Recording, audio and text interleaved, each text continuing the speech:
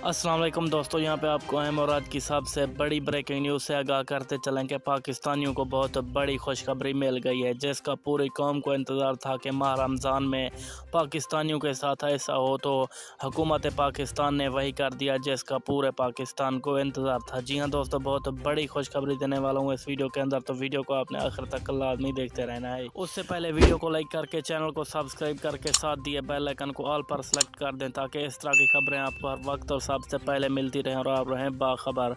और अपनी कीमती राय नीचे कमेंट सेक्शन में ज़रूर देना है। जी हाँ दोस्तों, हुकूमत पाकिस्तान ने आज बहुत बड़ा ऐलान किया और कहा है कि माह रमज़ान में पाकिस्तान में लोड शेडिंग नहीं की जाएगी। जी हाँ दोस्तों, इफ्तारी के दौरान हुकूमत पाकिस्तान का कहना है कि पिछले दिनों में यानी कि पिछले माह रमज़ानों में बहुत ज़्यादा लोड शेडिंग होती थी, लेकिन आज 2022 में लोड शेडिंग नहीं होगी और मुकम्मल तौर पर पाकिस्तानियों को बहुत बड़ी खुशखबरी सुनाई दी गई है। माह रमज़ान में पाकिस्तान भर में लोड शेडिंग नहीं होगी।